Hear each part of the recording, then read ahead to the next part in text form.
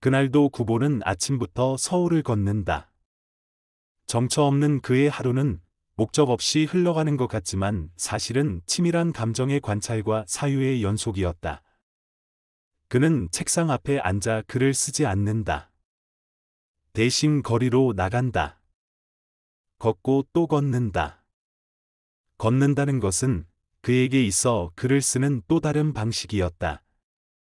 구보가 서울 거리를 나설 때는 아침 햇살이 막 건물을 스치고 사람들의 움직임이 분주해지는 시간이었다.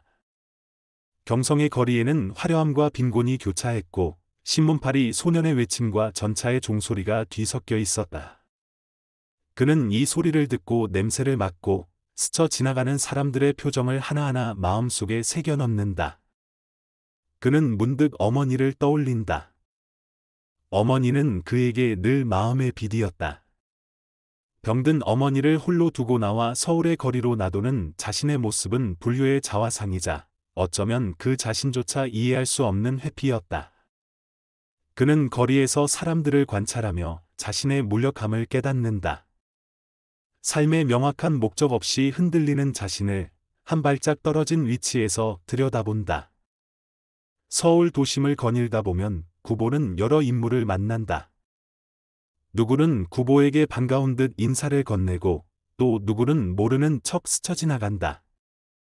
친구 작가와의 대화 속에서 구보는 자신의 무명성과 글쓰기에 대한 회의, 그리고 문학이란 무엇인가라는 자문을 멈추지 않는다. 그의 글은 독자에게 어떤 의미를 주는가? 그는 진정 작가인가? 그런 자격이 있는가? 구보는 몇몇 신문사와 출판사에 들른다. 어깨에 힘이 들어간 편집장들과 그의 문장을 팔아 한 장의 원고료라도 얻으려 애쓰는 후배들. 그곳에서 느끼는 냉소와 현실감은 그에게 피로를 안긴다. 문학이라는 것이 한낱 생계의 수단으로 전락한 현실 속에서 그는 다시 길로 나선다. 거리의 사람들과는 달리 그는 걷는 것으로 삶을 견뎌낸다. 점심시간이 지나고 그는 동료 작가와 찻집에 앉아 담배를 피운다. 서로의 고충을 나누며 위로도 받지만 결국 이 자리도 허물은 피하지 못한다. 찻잔에서 김이 사라지고 담배 연기가 흩날릴 때쯤 그는 자리를 털고 다시 거리에 나선다. 저녁이 다가오고 구보의 그림자는 점점 길어진다. 길가의 노점상, 우산을 쓰고 가는 여자, 교복을 입은 학생들, 모두 그에게는 하나의 글감이자 상념의 조각이다. 그는 이들을 보며 생각한다. 이들의 하루는 어땠을까? 이들은 어디로 가는가? 어느덧 해가 지고 구보는 문득 자신이 아침부터 한 끼도 먹지 않았다는 걸 깨닫는다. 그러나 식당으로 향하지 않는다. 그는 허기 속에서도 어떤 감정을 붙잡으려 한다. 어쩌면 이 배고픔마저도 글이 될 수 있다고 그는 믿는 듯했다. 하루가 끝나갈 무렵 그는 다시 집으로 향한다. 그러나 발걸음은 무겁다. 문을 열면 병든 어머니가 기다리고 있을 것이다. 여전히 병석에 누워 말없이 그를 바라볼 어머니. 그는 그녀 앞에서 죄인처럼 고개를 떨군다. 오늘 하루도 글은 쓰지 못했습니다. 그의 내면은 속삭인다. 하지만 그는 알고 있다. 오늘 하루를 서울 거리를 걷고 사람을 보고 기억을 떠올리고 묵묵히 생각한 그 시간들이야말로 진짜 문학이었다는 것을.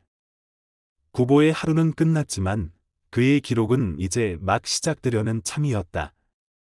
1. 작품의 시대적 배경 식민지 경성의 모더니즘. 소설가 구보 씨의 1일은 1934년 발표된 작품으로 일제강점기 경성을 배경으로 한다. 작가는 겉보기엔 단순한 하루의 기록을 그려낸 듯하지만 그 하루 속에는 당시 한국 사회, 특히 식민지 근대 도시 경성의 이중성과 혼란이 정교하게 녹아있다.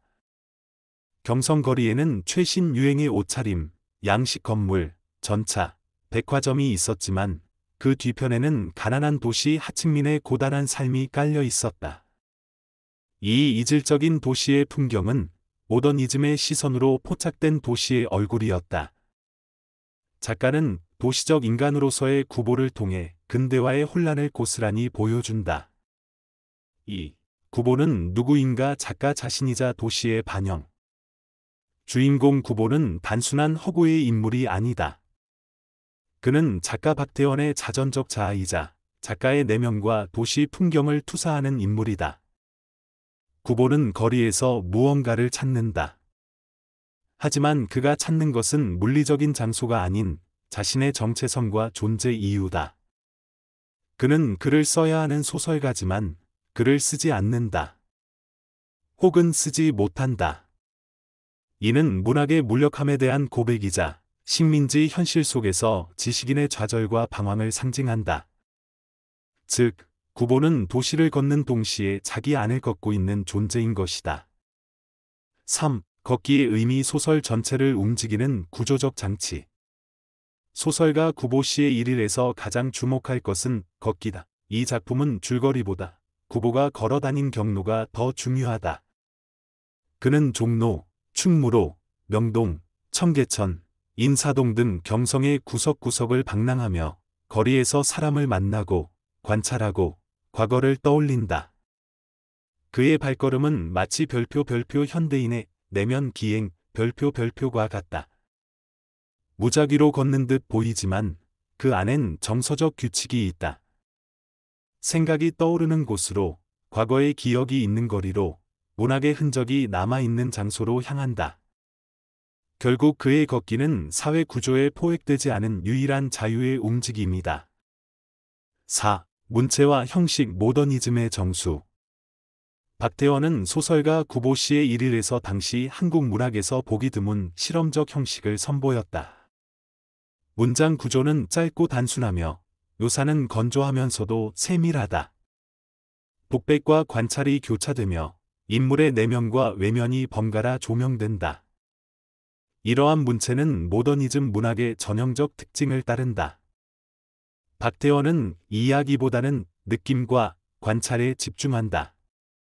그는 구보가 본 거리, 사람, 간판, 날씨, 표정, 심지어 찻잔의 흔들림까지도 정교하게 묘사한다.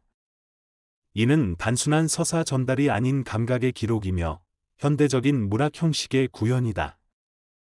5. 시간의 구조. 하루라는 형식에 담긴 반복과 공허. 이 작품은 제목처럼 구보의 하루를 따라간다. 아침부터 밤까지 이어지는 그 하루는 사실상 모든 날의 반복이며 그 하루는 그의 인생 전체를 상징한다. 시간은 물리적으로 흘러가지만 감정의 흐름은 제자리다. 작가는 이런 구조를 통해 삶의 공허함과 무의미를 문학적으로 표현한다. 구보가 하루 종일 아무것도 하지 않았다는 사실은 당시 지식인의 무기력한 현실을 대변하는 강한 메시지다.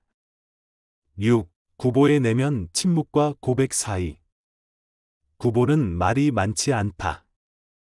그의 생각은 대부분 마음속에 머문다. 그는 끊임없이 말하지 않는 방식으로 자신을 말한다.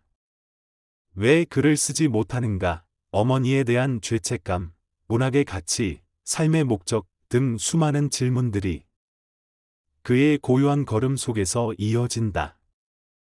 이처럼 구보의 내면은 침묵과 고백 사이의 장력으로 이루어진다.